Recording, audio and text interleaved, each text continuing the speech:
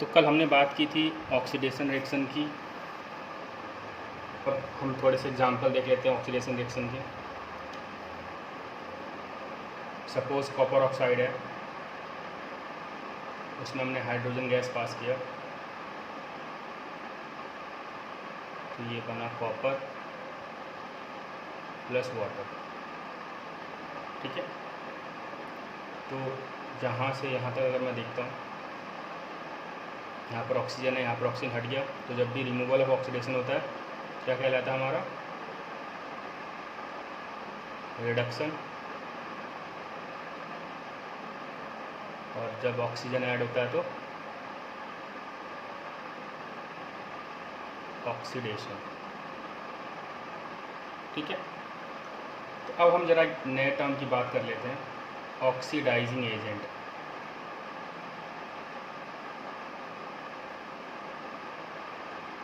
या इसी को ऑक्सीडांट भी बोलते हैं।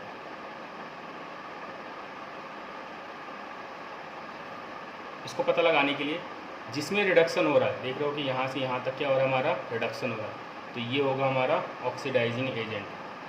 ऑक्सीडाइजिंग एजेंट क्या होगा? Copper oxide. और अगर आपसे रिड्यूसिंग एजेंट पूछता है,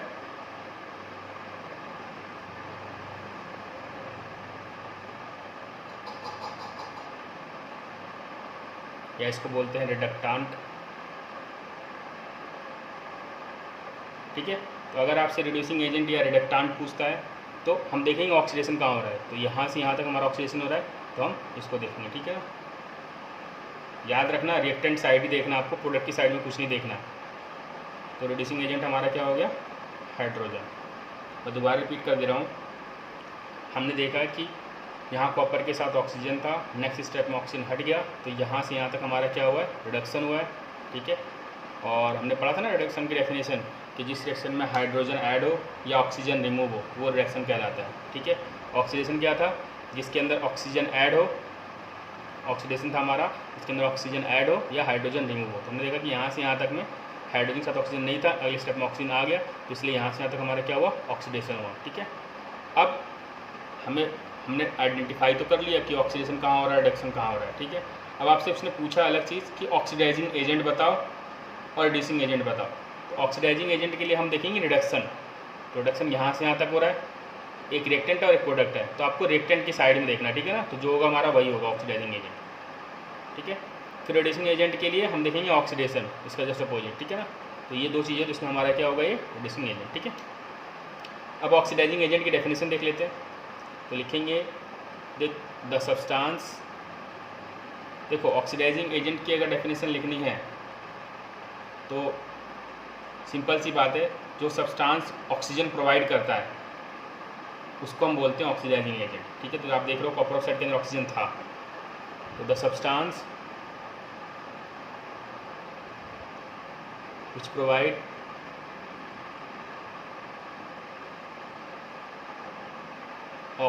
oxygen for the reaction is known as oxidising agent. ठीक है, मैंने शॉर्ट में लिख दिया है, आप लिख लेना अच्छे से। दोबारा बोल रहा हूँ, the substance which provide oxygen for the reaction is known as oxidising agent. इसका जस्ट यहाँ पर उल्टा हो जाएगा, the substance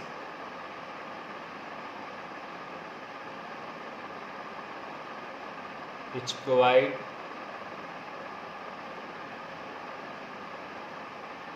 hydrogen for the reaction is known as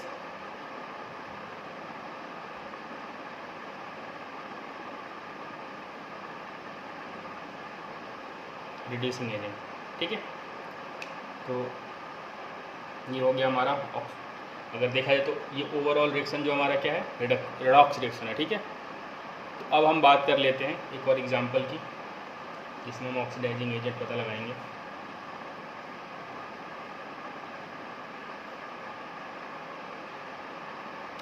suppose lead oxide है,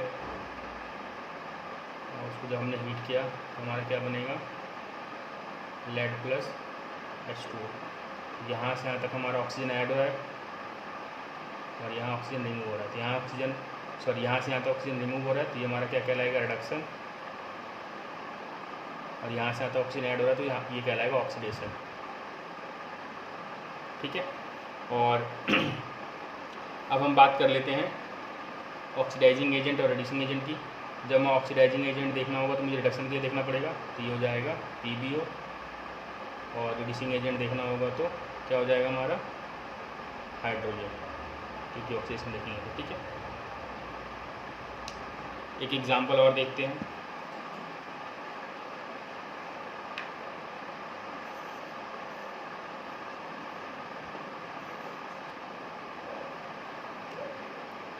lead oxide plus carbon gives lead plus carbon monoxide. ठीक है, तो यहाँ से यहाँ तक हमने देखा कि ऑक्सीजन रिमूव हुआ है, तो ये क्या होगा, रिडक्शन। और यहाँ से यहाँ तक ऑक्सीजन ऐड हुआ है, तो ये क्या होगा, ऑक्सीडेशन। ठीक है, अब आप देख रहे होंगे कि ऑक्सीडाइजिंग एजेंट और रिड्यूसिंग एजेंट पता लगाना है मैंने बताया सेम कि रिडक्शन देखेंगे। ऑक्सीडाइजिंग एजेंट के लिए हम क्या देखेंगे, रिडक्शन। तो यहाँ से यहाँ तक रिडक्शन और हमारा लेड ऑक्साइड क्या होगा, ऑक्सीडाइजिंग एजेंट। और रिड्यूसिंग एजेंट के लिए हम ऑक्सीडेशन देखेंगे, तो इन दोनों हमारा क्या होगा, कार्बन। ठीक है, एक और एग्जांपल ले लेते हैं। Zinc oxide plus carbon gives zinc plus carbon monoxide. Same वही, यहाँ से यहाँ तक रिडक्शन और यहाँ से यहाँ तक ऑक्सीडेशन। ऑक्सीडाइजिंग एजेंट की अगर हम बात करेंगे तो ये रिडक्शन हो रहा है, इसमें देखेंगे हम। ठीक है, जिंक ऑक्साइड। और रिड्यूसिंग एजेंट के लिए हम ऑक्सीडेशन देखेंगे तो कार्बन। ठीक है, इसी के साथ हमारा ये जो ऑक्सीडेशन रिडक्शन का टॉपिक था वो ख़त्म हो चुका है। ये दोनों हमारे रेडॉक्स रिडक्शन के एग्जांपल हो गए एक तरह से देखा जाए तो। अब ऑक्सीडेशन रिडक्शन जो हमारी जनरल लाइफ में होती है उसकी ज़रा हम बात कर लेते हैं। अगर ऑक्सीडेशन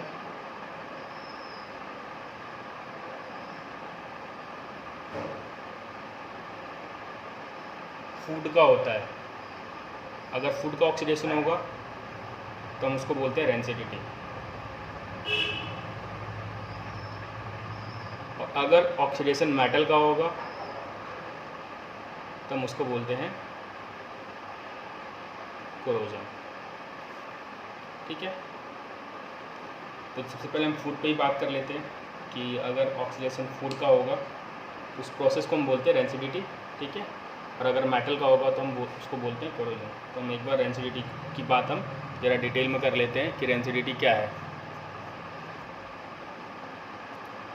हमने देखा होगा कि जैसे हम चिप्स वगैरह रखते हैं और वो कुछ टाइम बाद बहुत ही अजीब सा टेस्ट देता है।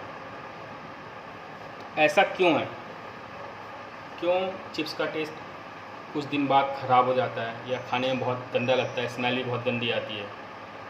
तो ये बेसिकली रेंसिडिटी के कारण होता है। ठीक है, तो जब भी किसी ऑयली और फैटी सब्सटेंस का ऑक्सीडेशन होगा तो एक अनप्लीजेंट स्मेल और बैड टेस्ट देता है, इसी को हम बोलते हैं रेंसिडिटी। ठीक है, मैं डिफाइन कर देता हूँ रेंसिडिटी क्या है।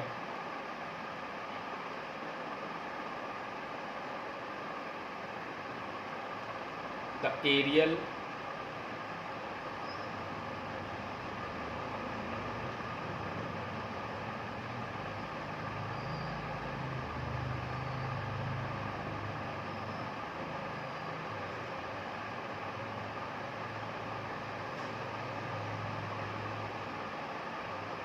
oxidation of oily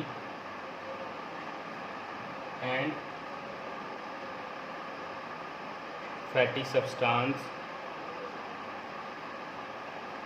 to give unpleasant smell, या आप इसके जगह बैड स्मेल भी सकते हो, एंड बैड टेस्ट।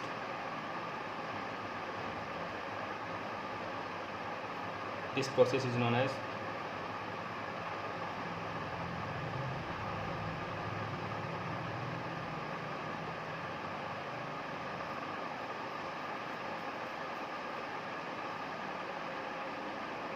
रेंसिडिटी।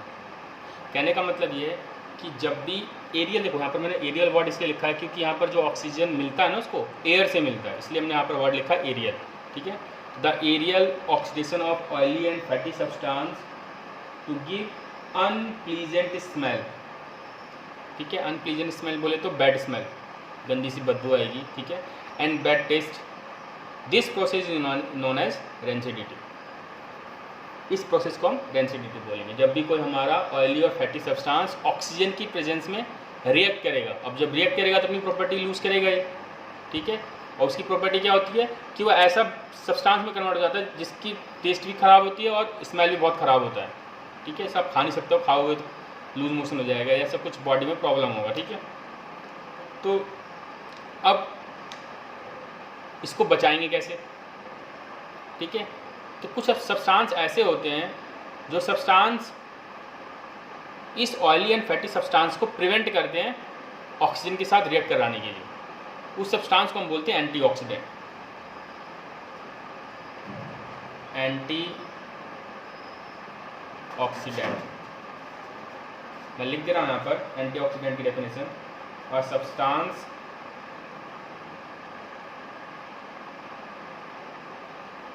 और कंपाउंड, सब्सटेंस हो सकता है हमारा, मतलब कोई एलिमेंट भी हो सकता है या कोई कंपाउंड हो सकता है। सब्सटेंस और a compound which prevent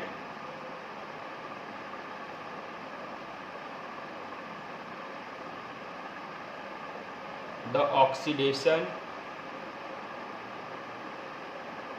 of other substance. ठीक है, इज नोन एज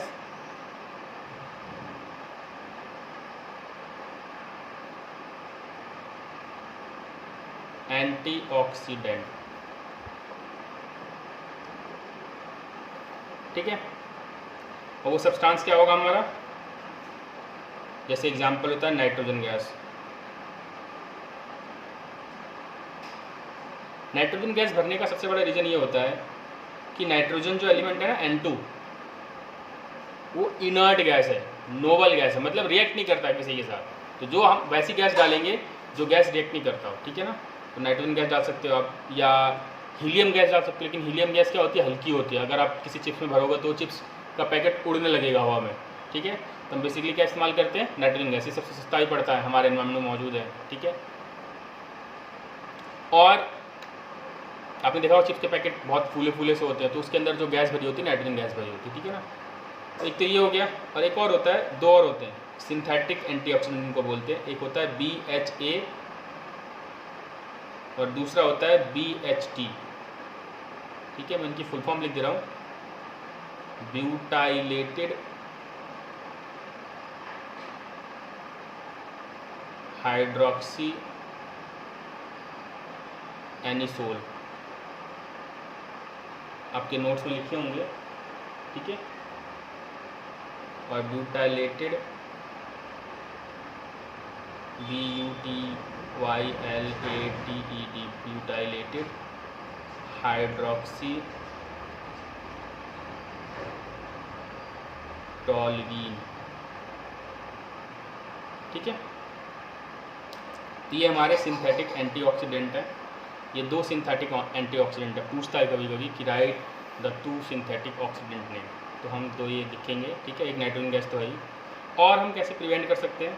ठीक है, मैं दिखा रहा हूँ और ही मेथड प्रिवेंट करने के।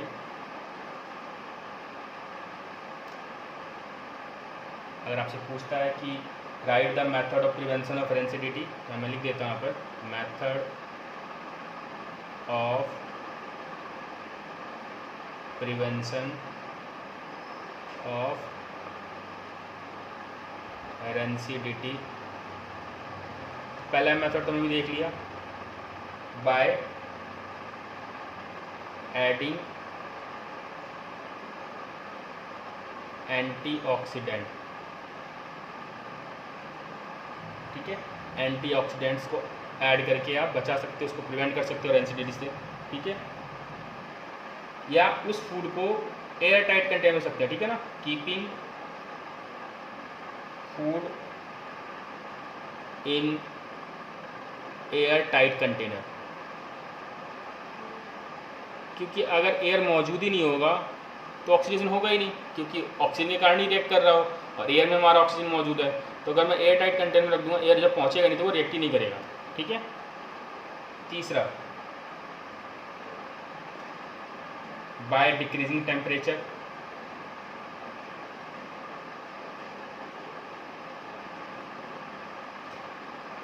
ठीक है, क्योंकि टेम्परेचर डिक्रीज करने पे भी ये जो रिएक्शन होता है ना, ये रिएक्शन एंडोथर्मिक होता है, इसको हीट चाहिए होता है। ठीक है ना, तो अगर हीट मिलेगी नहीं तो रिएक्ट करेगा नहीं, तो हम टेम्परेचर डिक्रीज कर देंगे तब भी ये रिएक्शन आगे प्रोसीड नहीं करेगा, यानी जो ऑयली और फैटी सब्सटेंस है वो ऑक्सीजन के साथ रिएक्ट ही नहीं करेगा। ठीक है। अब हम बात कर लेते हैं, अगर ऑक्सीडेशन मेटल के अंदर होगा तो क्या कहलाएगा। ठीक है, तो हमने पढ़ा कि जब भी ऑक्सीडेशन मेटल का होगा हम उसको क्या कहेंगे, हम उसको कहेंगे कोरोजन। ठीक है ना, तो कोरोजन की डेफिनेशन लिखते हैं। मैं एक बार इनके नाम लेता हूँ, एक सेकंड चेक करो। कोरोजन, ठीक है।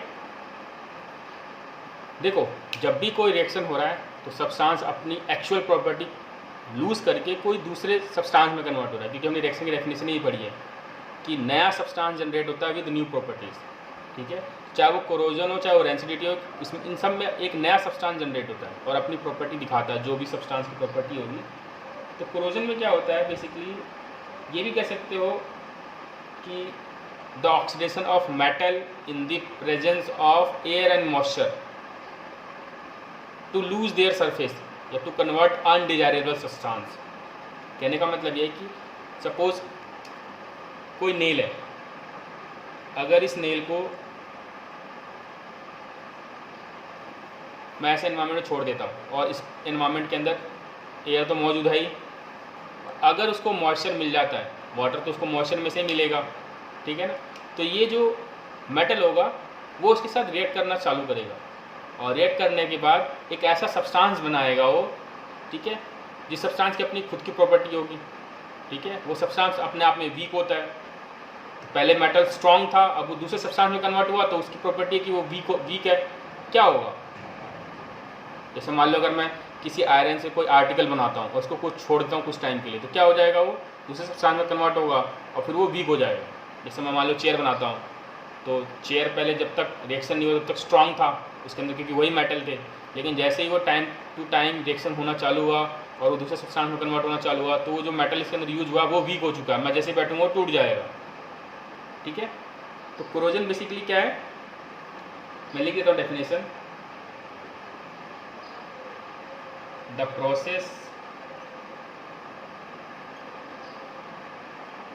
in which metal is converted into undesirable substance in the presence of air and moisture is known as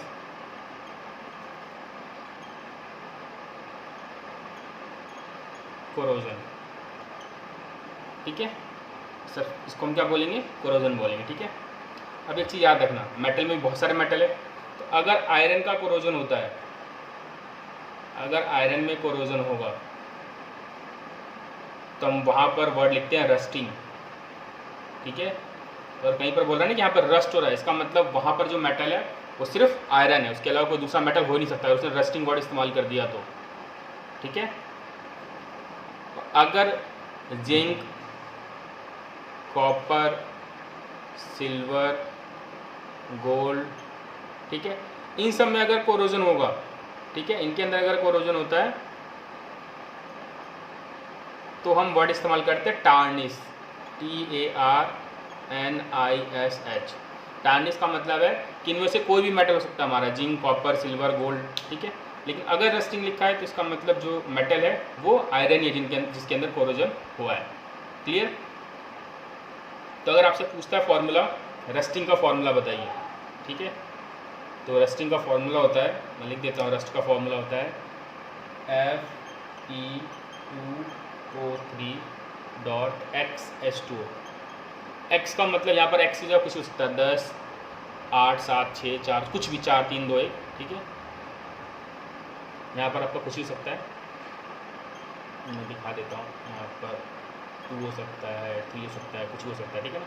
इसको बोलते हैं हम वाटर ऑफ क्रिस्टलाइजेशन। अभी बात करेंगे इस पर हम।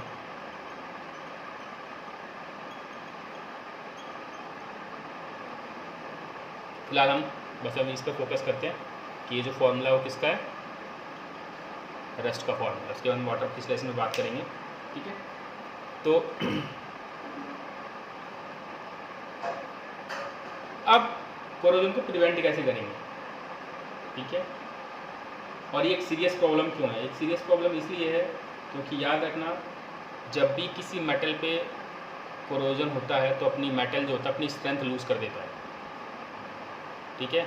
तो कोरोजन से बचाने के लिए हम बहुत सारा मेथड इस्तेमाल करते हैं, पेंटिंग हो गया, ग्रेसिंग हो गया, ऑयलिंग हो गया, ठीक है, उसमें खर्चा आता है। प्लस अगर मान लो किसी पिलर के अंदर या किसी ब्रिज के अंदर कोरोजन हो गया तो ब्रिज गिर सकता है, तो इसलिए बहुत ही सीरियस प्रॉब्लम है। और हम yearly million of ton metal lose कर देते हैं due to this corrosion process, ठीक है। तो एक बहुत ही सीरियस प्रॉब्लम है। अब बात करते हैं हम प्रिवेंशन। तो पहला है हमारा first, bye galvanisation.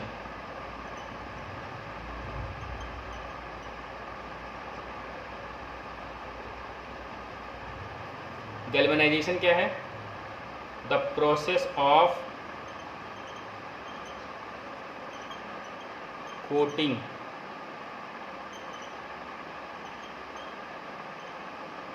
Of zinc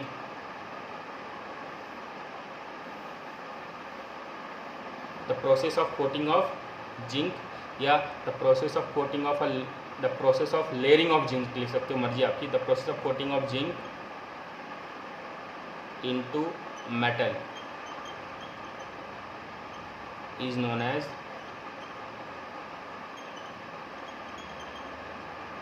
galvanisation.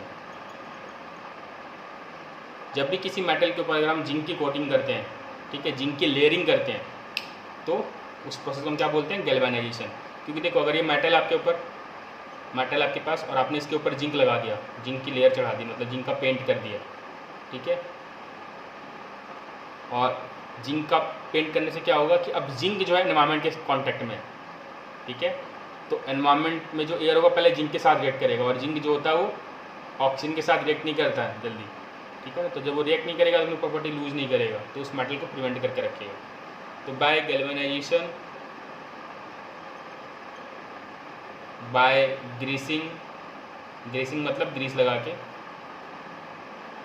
Black colour का सब्सटेंस होता है ग्रीस, आपने देखा होगा साइकिल की चेन के अंदर लगा होता है काला काला कलर का, ठीक है ना।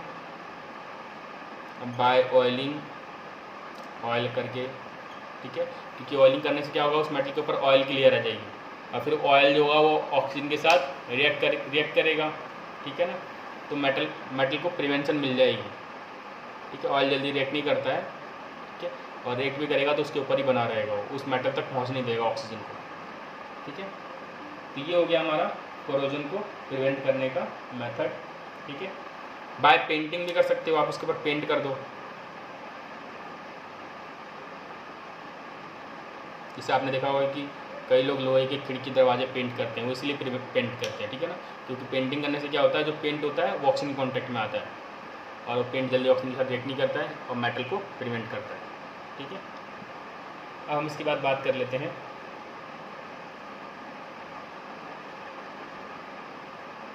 वाटर ऑफ क्रिस्टलाइजेशन की, ठीक है। तो वाटर ऑफ क्रिस्टलाइजेशन को समझने से पहले हम जरा एक चीज़ जानते हैं,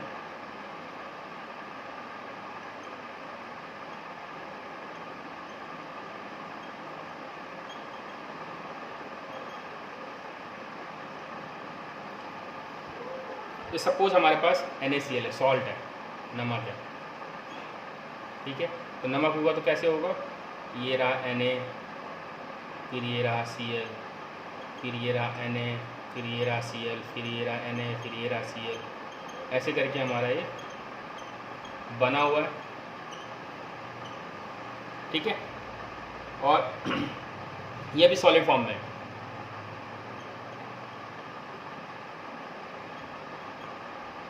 ठीक है। अब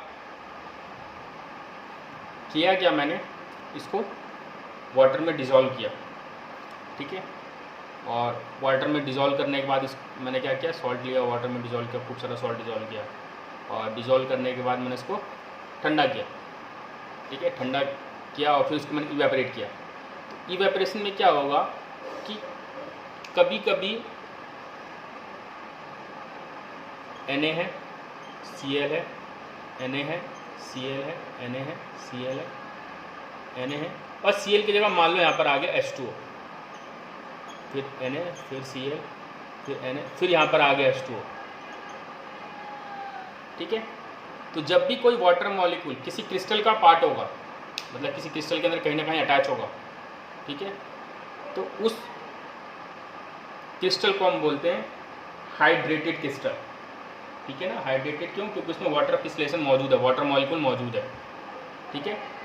तो वाटर क्रिस्टलेशन क्या होगा, the water molecule which form the part of the structure of crystal, मैं लिख देता हूँ यहाँ पर, the water molecule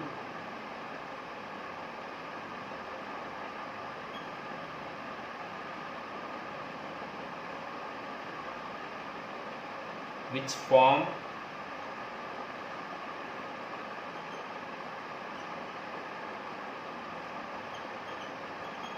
part of the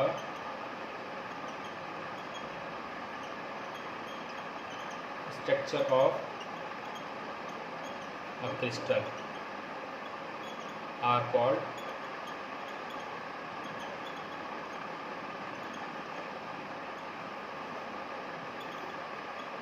water of crystallisation, ठीक है। ये आप सिंपल सकते हो अगर आपको पास लिखना है तो, the water molecule associated the part of the crystal is known as water crystallisation, ठीक है। अब एक चीज़ याद रखना, जिस भी, जैसे मान लो अगर मैं एक सॉल्ट लेता हूँ ऐसे NaCl, और एक सॉल्ट लिया मैंने NaCl के साथ में 2 वाटर मॉलिक्यूल मौजूद है, ठीक है। ये तो वाइट होगा, लेकिन इसका कलर क्या होगा, येलो, ठीक है। तो जब भी वाटर क्रिस्टलाइजेशन होता है ना किसी सॉल्ट के साथ में, तो कुछ ना कुछ कलर देगा। तो याद रखना कलर के लिए कौन रिस्पॉन्सिबल है, वाटर ऑफ क्रिस्टलाइजेशन, ठीक है। तो अगर कोई सॉल्ट है उसमें वाटर क्रिस्टलाइजेशन मौजूद है तो अपना कुछ ना कुछ कलर दिखाएगा, ठीक है ना। अब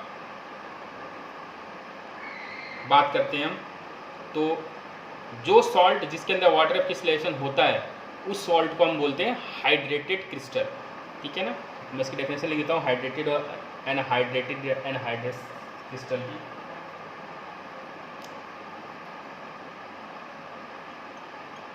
hydrated salt, the salt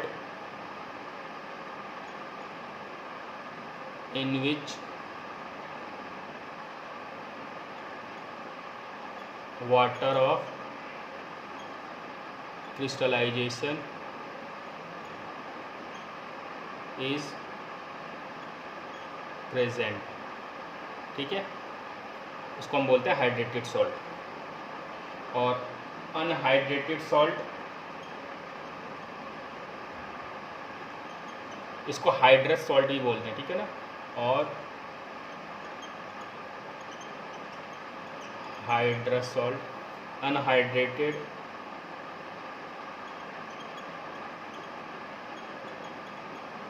salt या अनहाइड्रस सॉल्ट, ANHYDROUS, ठीक है। The salt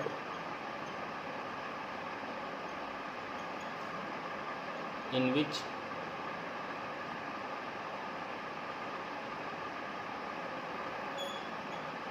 the salt in which water of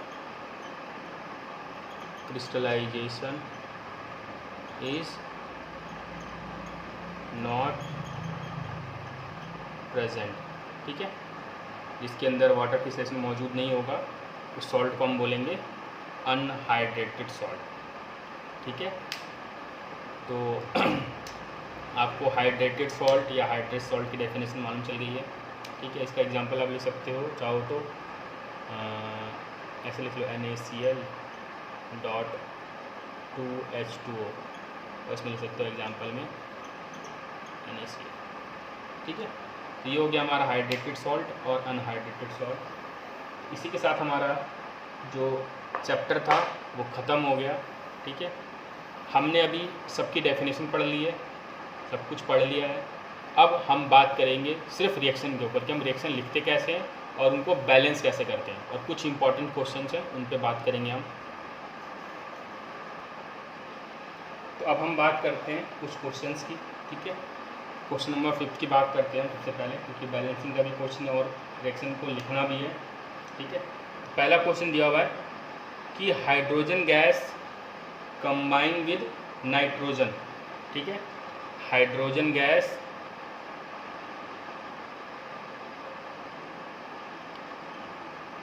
combine with nitrogen gas to form ammonia. तो जो चीज़ कंबाइन होता है वो रिएक्टेंट होते हैं। तो हाइड्रोजन गैस और नाइट्रोजन गैस क्या हुआ हमारा, रिएक्टेंट है। यहाँ पर दो रिएक्टेंट है तो दोनों को लिखेंगे प्लस साइन लगाकर, ठीक है ना। जितने भी सब्सटेंस आप ले रहे हो रिएक्शन के लिए उन सब्सटेंस को हम प्लस लगा के लिखते हैं, और ये रिएक्शन के बाद बनाए तो इसलिए हम एरो के बाद लिख रहे हैं अमोनिया, ठीक है। अब हाइड्रोजन गैस, ठीक है, मैंने बताया था कि हाइड्रोजन को हम जब भी लिखते हैं 2 के फॉर्म में लिखते हैं तो हम उसको लिखेंगे H2,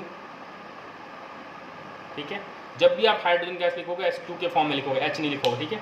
अब नाइट्रोजन गैस, तो नाइट्रोजन हमें पता है कि कितने नंबर पे आता है नाइट्रोजन, 7 नंबर पे। तो इसकी वैलेंसी देखते हैं हम, 2 और 5, इसकी वैलेंसी है -3, क्योंकि 3 इलेक्ट्रॉन लेगा। मैंने बताया था कि अगर इसके अंदर 4 से ऊपर होगा तो ये इलेक्ट्रॉन लेता है, ठीक है ना। तो ये 3 इलेक्ट्रॉन लेगा, इसकी वैलेंसी नेगेटिव है, और जिसकी वैलेंसी नेगेटिव होती है वो क्या होता है, नॉन मेटल। तो जब भी आप नॉन मेटल को लिखोगे 2 के फॉर्म में लिखोगे तो मैं नाइट्रोजन क्या लिखूंगा, N2। अब यहाँ पर आप अमोनिया, क्योंकि हमने पता है देखो हाइड्रोजन और नाइट्रोजन मिलकर उसी का कंपाउंड बनेगा, तो अगर आप ऐसे मत लिख देना H2N2, ये गलत हो जाएगा। हम कंपाउंड बनाकर देखेंगे ये क्या बन रहा है, ठीक है। तो आपके पास नाइट्रोजन है और आपके पास हाइड्रोजन है। अब हम बनाते हैं कंपाउंड, तो इसकी वैलेंसी हमें पता है +1 है, इसकी वैलेंसी -3 है। जब आप बनाओगे तो क्या बनेगा ये NH3। तो यहाँ पर इसकी जगह हम क्या लिखेंगे, NH3। तो ये बन गया हमारा अमोनिया, इसका कॉमन नाम है अमोनिया, और दूसरा नाम है नाइट्रोजन हाइड्राइड।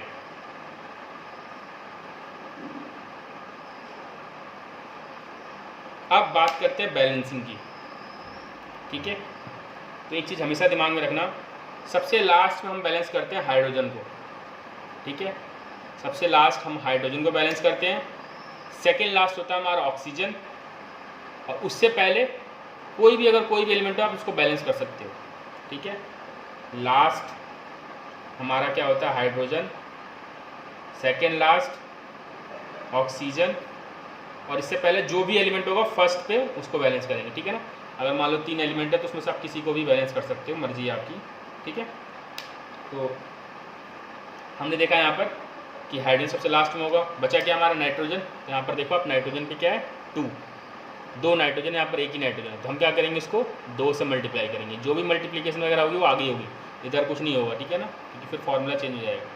तो 2 नाइट्रोजन हो गया और हाइड्रोजन कितना हो गया, 2 3 जा 6, तो उसको क्या करेंगे 3 से मल्टीप्लाई कर देंगे। तो ये रिएक्शन हमारा हो गया, ठीक है। ये बैलेंस भी हो गया, हमने रिएक्शन लिख भी दिया। अब जो बी वाला उसने पूछा हुआ है, उसने बोला है कि हाइड्रोजन सल्फाइड गैस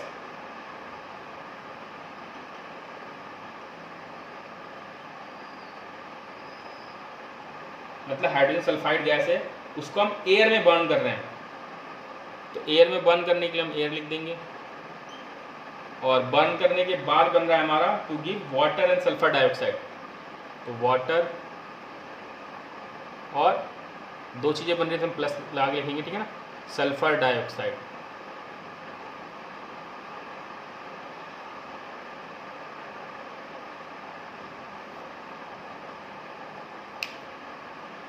तो अब रिएक्शन लिखते हैं। हाइड्रोजन सल्फाइड है, तो ऑलरेडी सी बात है हाइड्रोजन और सल्फर से मिलकर बना हुआ, तो हाइड्रोजन और सल्फर हमें पता है कि हाइड्रोजन की वैलेंसी +1 है और सल्फर 8 नंबर पर आता है, उसकी वैलेंसी 8 है तो 2 6, इसकी वैलेंसी क्या होगी -2। तो क्या बन गया ये कंपाउंड H2S। एयर है, तो हमने बताया था कि जब भी कोई चीज़ जलता है किसकी प्रेजेंस में जलता है, ऑक्सीजन की प्रेजेंस में, तो जब भी एयर की बात करेगा ऑक्सीजन के साथ हो रहा होगा। वाटर का फॉर्मूला आपको पता ही है H2O, ये कॉमन है, ये आपको याद होना चाहिए। सल्फर डाइऑक्साइड, ठीक है, सल्फर और डाई का मतलब होता है 2 ऑक्सीजन, ठीक है ना। अगर सल्फर डाइऑक्साइड लिखा है तो SO2, सल्फर ट्राइऑक्साइड लिखा है तो SO3, कार्बन डाइऑक्साइड लिखा है तो CO2, कार्बन ट्राइऑक्साइड लिखा है तो CO3, ठीक है,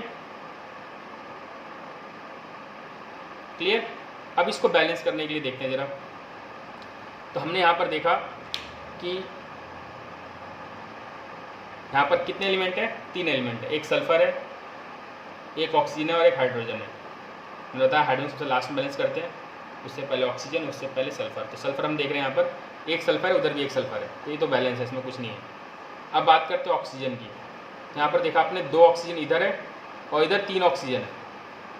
तो मैं क्या करता हूँ इसको, क्योंकि देखो यहाँ पर ऑड नंबर है, यहाँ पर तो इवन है 2 ऑक्सीजन, यहाँ पर ऑड है एक ही ऑक्सीजन, तो मैं इसको 2 से मल्टीप्लाई कर देता हूँ। इससे क्या हो जाएगा 2 और 2 4 हो जाएंगे, तो यहाँ पर मैं 2 से मल्टीप्लाई कर सकता हूँ, ठीक है। तो आपने देखा यहाँ पर कितना हो गया, ये 4 ऑक्सीजन और इधर भी 4 ऑक्सीजन हो गया। अब हाइड्रोजन देखते हैं। तो आप जब हाइड्रोजन देखोगे तो हाइड्रोजन यहाँ पर 4 है और यहाँ पर कितना है 2 है, तो हम क्या करेंगे इसको भी 2 से मल्टीप्लाई करेंगे, ठीक है।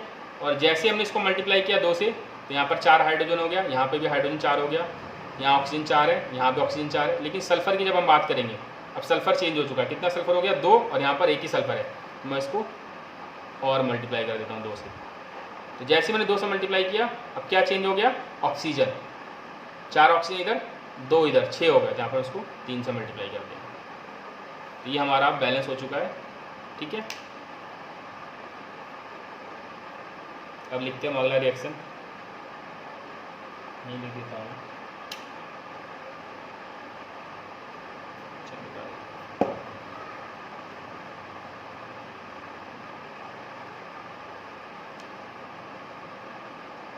लिखा है बैरियम क्लोराइड,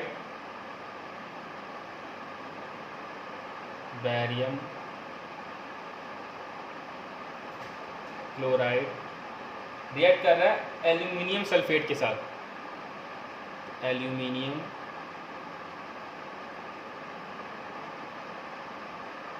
सल्फेट, और रिएक्ट करने के बाद उसने दिया है यहाँ पर एल्यूमिनियम क्लोराइड, एल्यूमिनियम क्लोराइड, और साथ में दिया है इसने बैरियम सल्फेट,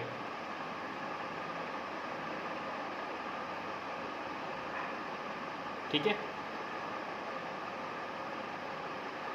अब जिन लोगों को वैलेंसी याद नहीं, मैं दोबारा लिखवा दे रहा हूँ। बैरियम की वैलेंसी, लेड की वैलेंसी, और क्या था हमारा, जिंक की वैलेंसी, मर्क्यूरी की वैलेंसी, इसका नाम है बैरियम, इसका नाम है लेड, इसका नाम है जिंक, इसका नाम है मर्क्यूरी, इन सब की वैलेंसी +2 है, ठीक है। फिर से फेरस, Fe, फेरस का भी +2 ही है, ठीक है। तो ये आपका +2 वाली वैलेंसी वाले हो गए। अगर Fe जहाँ पर फेरिक लिखा होगा उसमें वैलेंसी होती है +3, ठीक है। उसके बाद से carbonate, CO3 valency -2, sulphate valency symbol SO4 valency -2, ठीक है। और nitrate NO3 valency -1, hydroxide OH valency -1, bicarbonate symbol HCO3 valency -1। ये आपको याद होनी चाहिए। इसमें कॉपर भी आपका, ठीक है ना, कॉपर की वैलेंसी भी +2 ही है। अब आते हैं हम, ये लिख लेना आप। तो बैरियम क्लोराइड है, तो बैरियम का सिंबल है Ba, अभी हमने जस्ट देखा इसकी वैलेंसी +2 है। क्लोरीन का Cl है सिंबल, 17 नंबर पे आता है। तो 2, 8, 7 इसकी वैलेंसी क्या होगी, एक इलेक्ट्रॉन चाहिए इसको, तो -1, ये हो जाएगा हमारा BaCl2। इसका हो गया BaCl2 plus aluminium sulphate, aluminium का Al, सल्फेट का SO4। इस एल्यूमिनियम 13 नंबर पे 13 पे है, तो 283 इसकी वैलेंसी +3 होगी, सल्फेट है SO4 -2, इसका आ गया Al2 SO4 का 3, ठीक है ना। तो Al2 SO4 का होल थ्राइस, ठीक है। अब इसने क्या दिया यहाँ पर, एल्यूमिनियम क्लोराइड, तो बनाते हैं फॉर्मूला एल्यूमिनियम क्लोराइड का। एल्यूमिनियम का Al, Cl का एल्यूमिनियम की वैलेंसी +3, क्लोरीन 7 नंबर पे, तो 7 करा 17 नंबर पे, तो इसकी वैलेंसी आ जाएगी 287, इसकी वैलेंसी आ जाएगी -1, तो ये आ गया AlCl3। फिर बैरियम सल्फेट है, तो बैरियम का BaSO4 का ये -2 +2, ये बन जाएगा Ba2SO4 का 2 से 2 कैंसिल, तो ये आ गया BaSO4, ठीक है। तो ये आ गया हमारा रिएक्शन, लिख दिया हमने। अब इसको बैलेंस करना है, मैं इसको एक बार अच्छे से लिख दे रहा हूँ यहाँ पर, ताकि बैलेंसिंग में कोई दिक्कत ना हो।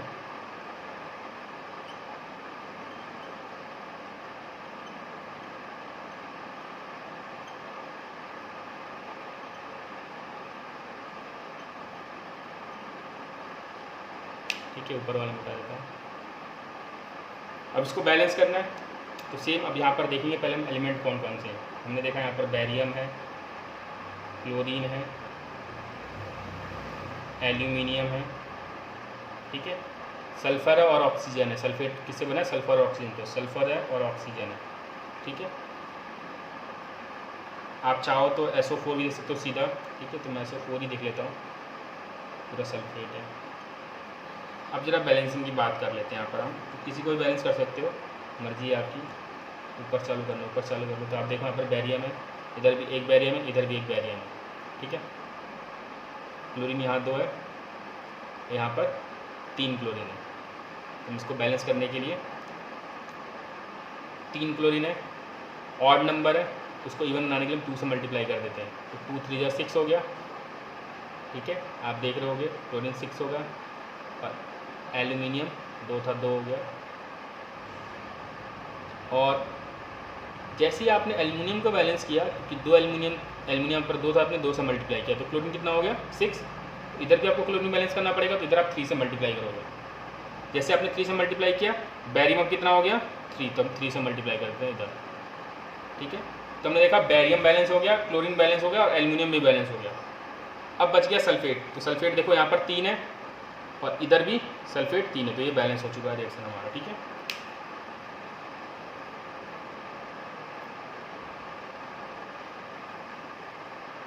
इसके बाद अगला लिखा है पोटेशियम मेटल,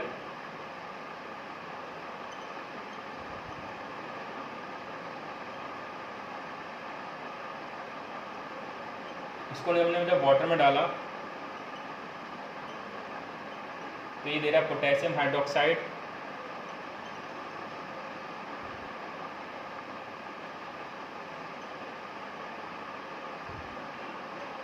और हाइड्रोजन गैस।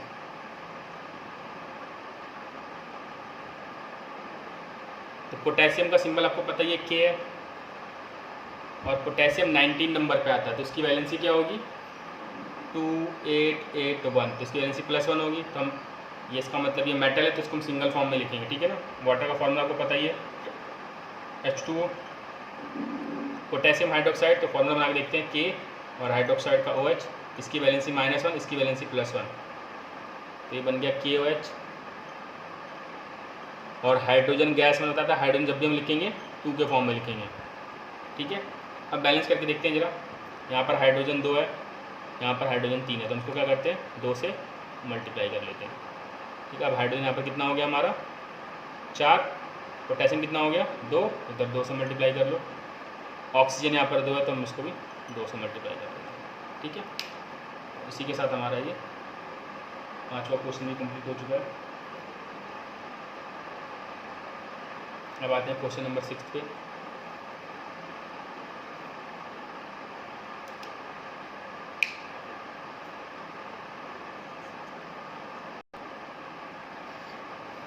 अब आते हैं 6ठे नंबर क्वेश्चन पे। कुछ क्वेश्चन इनको बैलेंस करना है।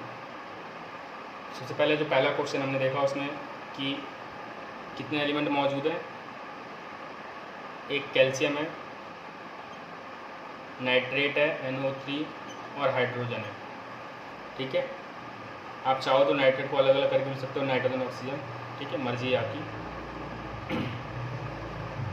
हम अलग अलग देख लेते हैं, अच्छा रहेगा, ठीक है। तो कैल्शियम है, नाइट्रोजन है, ऑक्सीजन है और हाइड्रोजन है। हमने पढ़ा, पहले हम कैल्शियम को बैलेंस करेंगे। तो कैल्शियम आपने देखा यहाँ पर 1 है, यहाँ पर भी 1 है कैल्शियम, ठीक है। नाइट्रोजन, यहाँ 1 नाइट्रोजन है और यहाँ पर नाइट्रोजन 2 है, तो उसको हम 2 से मल्टीप्लाई कर लेते हैं इधर, ठीक है। तो नाइट्रोजन बैलेंस हो चुका है हमारा, कैल्शियम भी बैलेंस है अभी भी। ऑक्सीजन देखते हैं जरा। ऑक्सीजन यहाँ पर देखोगे 3 2 6 और इधर 2, तो टोटल हो गया हमारा 8 रिएक्टेंट साइड, ठीक है। रिएक्टेंट की साइड हमारा 8 ऑक्सीजन है। प्रोडक्ट साइड देखते हैं, 3 2 6 और एक 7, तो हम क्या करते हैं इसको 2 से मल्टीप्लाई कर देते हैं, तो उससे क्या हो जाएगा 6 और 2 8 हो जाएगा। तो ऑक्सीजन हमारा बैलेंस हो गया, ठीक है। अब आते हैं हाइड्रोजन। तो हाइड्रोजन देखोगे आप 2 हाइड्रोजन इधर है और 2 हाइड्रोजन इधर, 4 और इधर भी 4, इसका मतलब ये रिएक्शन बैलेंस हो चुका है, ठीक है। अब बात करते हैं नेक्स्ट क्वेश्चन की। क्वेश्चन हो गया हमारा, यहाँ पर भी आप देखोगे कितने एलिमेंट है, एक सोडियम है, सल्फर है, हाइड्रोजन है और ऑक्सीजन है। ऑक्सीजन और हाइड्रोजन है, ऑर्डर के हिसाब से लिख रहा हूँ मैं। हाइड्रोजन सबसे लास्ट में, ऑक्सीजन उससे पहले, और इसके बीच में आप कुछ भी लिख सकते हो, ऊपर नीचे मर्जी है आपकी, ठीक है।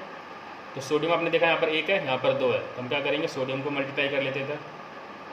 अब सल्फर यहाँ पर 1 है, यहाँ पे भी सल्फर 1 ही है, एस को काउंट कर रहे हैं हम सब, ठीक है ना, पूरे एक सल्फेट को नहीं देख रहे हैं। तो सोडियम बैलेंस है, सल्फर बैलेंस है। अब ऑक्सीजन देखते हैं ज़रा।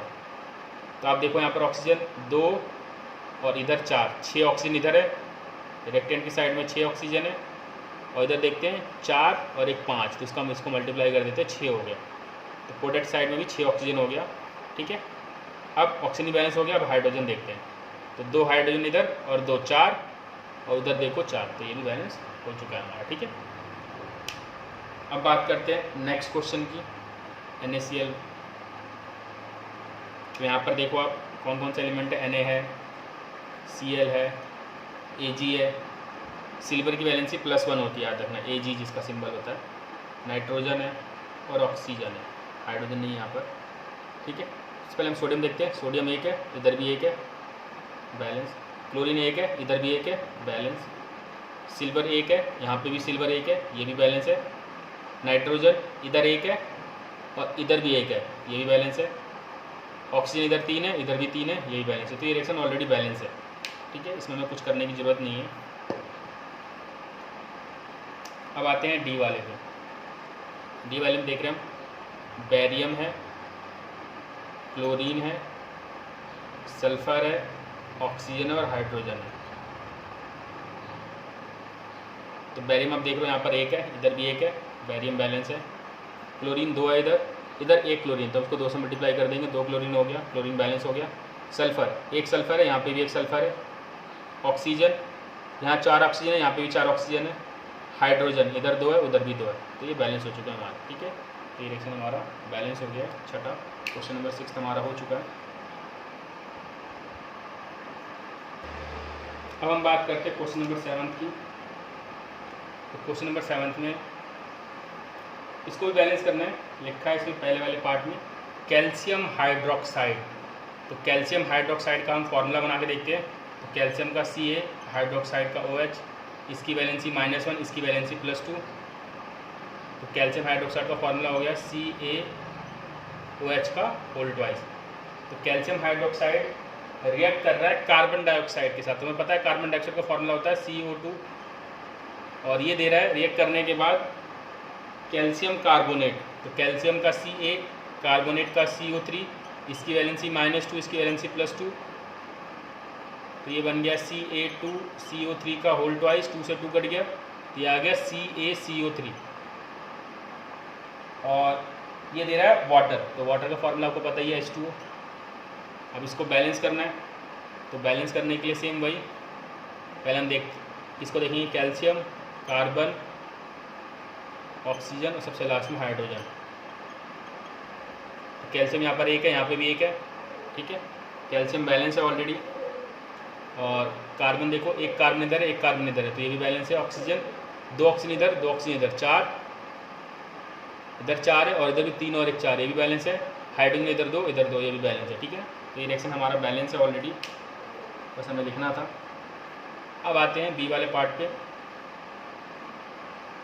बी वाले पार्ट में उसने बोला हुआ है सोडियम कह रहा हूँ, सॉरी, जिंक। हमें पता है कि जिंक का सिंबल क्या होता है, Zn, और जिंक की वैलेंसी +2 थी, तो ये मेटल है तो इसको हम सिंगल ही लिखेंगे। अगर ये नॉन मेटल होता तो हम 2 के फॉर्म में लिखते हैं। Silver nitrate. तो सिल्वर नाइट्रेट का फॉर्मूला बनाने के लिए आपको सिल्वर का सिंबल Ag और नाइट्रेट का NO3। इसकी वैलेंसी -1, इसकी वैलेंसी मैंने बताया कि +1 होती है। ये आ गया AgNO3, ठीक है ना।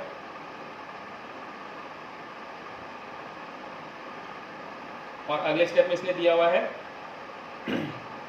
कहाँ गया, जिंक नाइट्रेट और सिल्वर। तो जिंक का Zn और नाइट्रेट का NO3, इसकी वैलेंसी -1, इसकी वैलेंसी +2।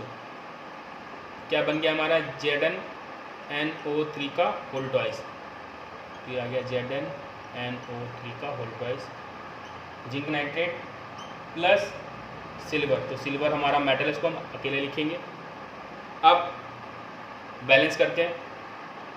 तो हमने देखा यहाँ पर कौन कौन सा है, जिंक है, सिल्वर है, नाइट्रोजन है और ऑक्सीजन है। सबसे पहले हम जिंक को बैलेंस करते हैं। तो जिंक यहाँ पर 1 है, इधर भी 1 है, तो जिंक ऑलरेडी बैलेंस है। सिल्वर 1 है, इधर भी 1 है, ये भी बैलेंस है। नाइट्रोजन यहाँ पर 1 है, यहाँ पर नाइट्रोजन 2 है, तो हम इसको 2 से मल्टीप्लाई कर लेंगे, ठीक है। नाइट्रोजन बैलेंस हो गया। ऑक्सीजन आप देख लो बैलेंस हो गया, 3 2 6, इधर भी 3 2 6। सिल्वर चेंज हो गया, 2 सिल्वर है और इधर 1 सिल्वर, तो हम इसको 2 से वापस मल्टीप्लाई कर देंगे, तो ये बैलेंस हो चुका है, ठीक है ना। अब हम बात करते हैं सी पार्ट की।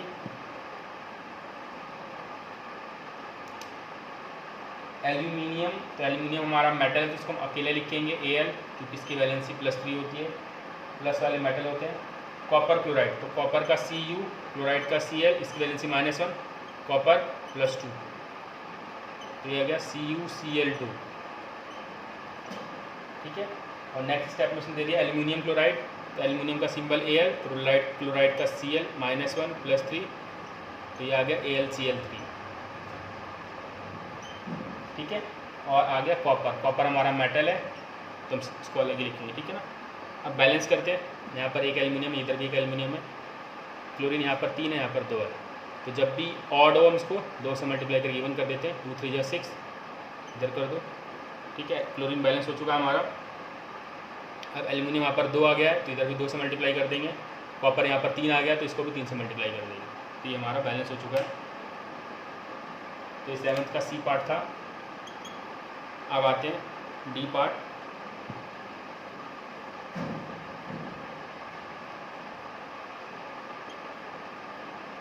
Barium chloride. तो बेरियम क्लोराइड का फॉर्मूला आपको पता ही है क्या, Ba, क्लोराइड का Cl -1, इसकी वैलेंसी +2, तो आ जाएगा BaCl2। फिर है आपका पोटेशियम सल्फेट। पोटेशियम का K, सल्फेट का SO4, इसकी वैलेंसी -2, इसकी वैलेंसी +1, तो ये आ जाएगा K2SO4।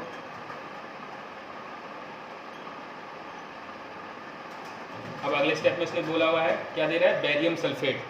तो अब बैरियम का बना लेते हैं फॉर्मूला, BA सल्फेट का SO4 -2 +2, 2 से 2 कैंसिल हो जाएगा, मैं सीधा लिख रहा हूँ, ठीक है ना, BaSO4।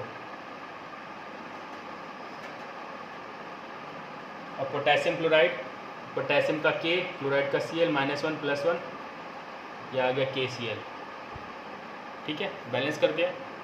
पोटेशियम यहाँ पर 2 है, इधर 2 से मल्टीप्लाई कर लो, बैरियम 1 है, इधर 1 है, क्लोरीन बैलेंस हो गया, सल्फेट 1 है इधर, मतलब सल्फर 1 है, इधर सल्फर 1 है, ऑक्सीजन 4 है, इधर भी ऑक्सीजन 4 है, तो ये रिएक्शन बैलेंस हो चुका है।